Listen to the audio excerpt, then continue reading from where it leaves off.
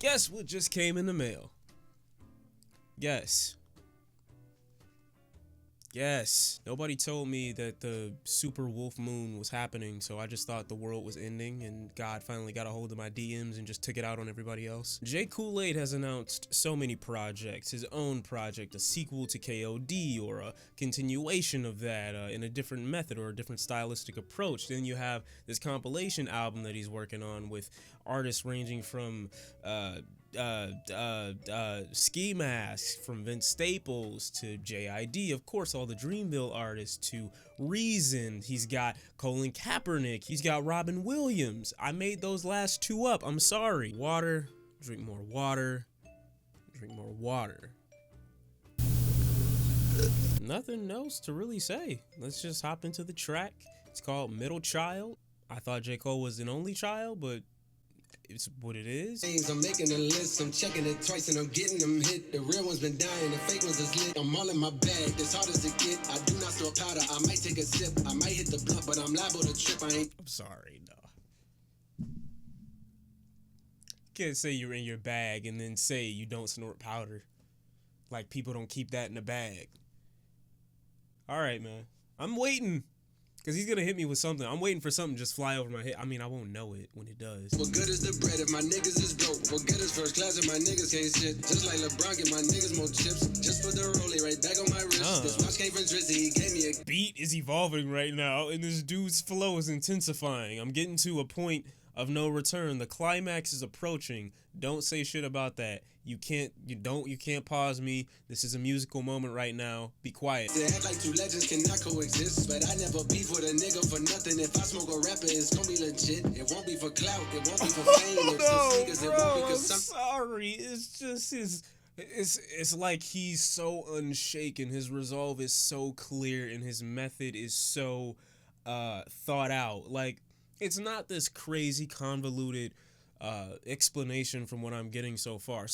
However, I just love how confident he is in his resolve to maintain this brotherhood or this caretakership amongst the rap game, because he feels, based off his experience and based off how the music industry treats primarily young black rappers, he knows that there's really no future unless you have people, I don't know, he's not trying to give himself a pat on the back, but people like him and like others who are in the industry to give you kind of a guiding hand to show you, hey, this is what it's really about. You know what I mean? So I just love how his focus is so clear right now, and he hasn't shaken it. Even when his features have been coming up recently, he hasn't gone away from this path, and I'm interested to see if he's going to continue it. I also like how he addresses the Drizzy line and saying that there's really no reason that two legends can't coexist. Like, I can be right along with this man and not have a word bad to say about him, and it's okay.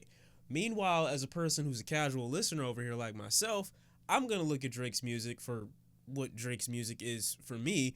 However, I don't want anybody beefing unnecessarily, because I generally think it's corny when it comes to shit that's based in music. But, I mean, I've gone on a little bit too long. I hope you know money won't erase the pain. Copied your cadence, I mirrored your style. I studied the grace, I'm the greatest right now. Fuck if you feel me, you ain't got a choice. Shit. This is good.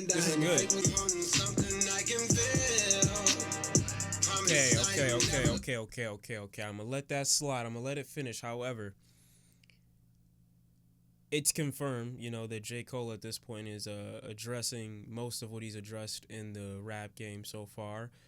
Giving a nod to the younger people coming up behind him, but at the same time saying that no matter how much success and money you make, it's still not going to erase what you got festering on the inside, which, again, he's addressed some of this on KOD. I appreciate how it's much more said in fewer words, because I get to say all or unwrap, the smallest gifts that he's dropping with these little lines, and, they mean a lot. That he's not going out of his way to say anything that's going to shoot above the head or anything like that. But one thing that I like I said, is just how much you can take from how little of what he says at this moment. All that being said, J. Cole, this auto-tune thing, I was thinking about it. I like his part of the hook, but this, I just really feel like this would have been a nice feature for Drake. I really do. And I'm not even saying that because he mentioned him. I genuinely think based off melodic preferences and who's holding their voice, I think Drake would have been a tighter fit. If we're going off of just singles and I gotta let the rap game know I'm here. I also really like how he addresses. I'm sorry, I'm rambling. I have to get everything how I feel about this song out.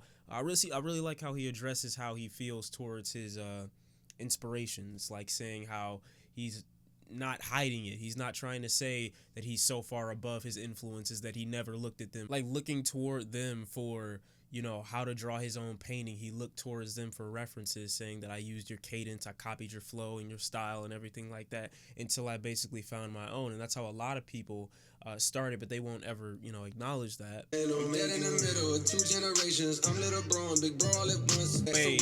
Too many niggas just cycle. This entire second part instrumentally is totally different from the first part. I just realized that lack of, I guess you want to call it horns, maybe I'm wrong, that lack of that in the second portion makes it feel like a totally different kind of momentum. It's like it's a shift. Oh, wait. I just got the middle child shit. He's at the point where he's in the middle at this point. That's the benefit of being the middle child to a degree. Wait, no. He just said, no, wait, let me go back. And I'm dead in the middle of two generations. I'm little bro and big bro all at once. Oh, he said, I'm dead in the middle of two generations. I'm little bro and big bro all at once. I'm little bro and big bro at once. Okay, so I was right. Okay, I just made that overly complicated. He's saying that in between the fathers of rap and the sons of rap, he's at the point where he's in the middle and he can understand both the father and the son, and he kind of feels like he's in the middle, kind of making him little and big bro. He empathizes with the fatherhood and with the I guess infancy of rap when it comes to the smaller, more youthful artists. Maybe he considers rap to be the father of it all, and everybody is the child of it, and all the OGs. He just got done talking about like going to see Jigga, going to see Jay-Z, and then, you know, afterwards talking to 21 Savage and, you know, Kodak, clearly referencing the little bros, the big bros, and where he is right in the middle. I wish that he had more guidance for real. Too many niggas just cycle of jails. We coming from a long bloodline of trauma. We raised by our mamas, Lord, we gotta heal. That's a great concept. I like that. See, now that right there, I hate when people do that, man, because you're teasing into what another part of a song could have been. Like, you could have slowed that, chopped it, would have been a whole different flow, different vibe, but that's for another time. The song itself, I'm liking it. I'm liking the theme of it, the concept, the idea behind it. I'm enjoying it as he explains how he feels like he's in the middle between this whole thing that we know as rap, where there are big bros and little bros, and he feels like he's his little and big bro at once, and he's dead in the middle.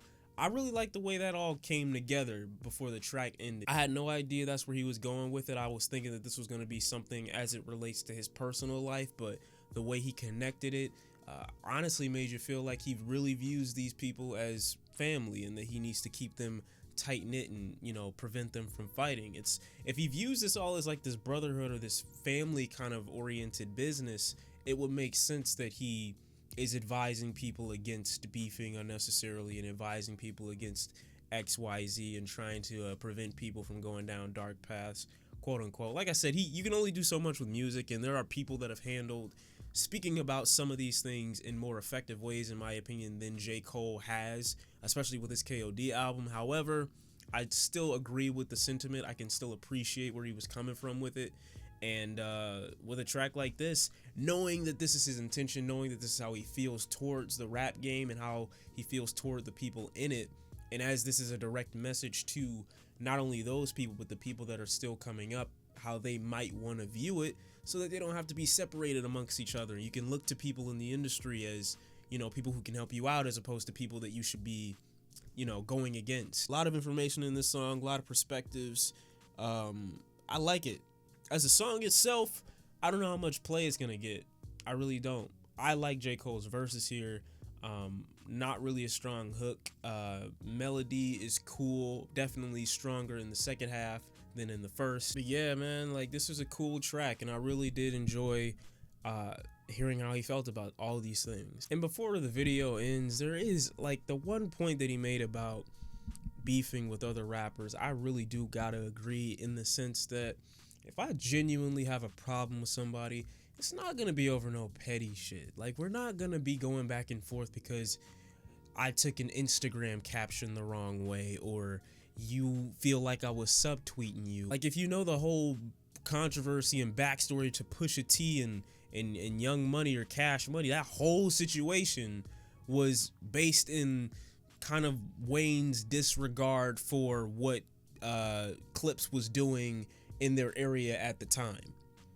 That's something that, in my opinion, yeah, while dismissive, could have probably been solved in a way that didn't take more than the time that it did, because that whole thing lasted so long, even leaked into the Drake and Pusha T beef, so, or back and forth. So I do agree with him. Some shit is just so small and minuscule and kind of petty, in my opinion, that blows up into so much shit. And I'm not saying either of those artists did it for clout, but what it turned into is just too much for what it started as, in my opinion. Even with, you know, putting Cash Money and them aside, even how a lot of situations stem or start these days is like kind of just unnecessary. If I'm gonna really be against you, I'm gonna be against you, and it's gonna be for something real. Other than that, I enjoyed the track, but like I said, We Cook, J. Cole, in my opinion, still doesn't have the vocal chops in order to harmonize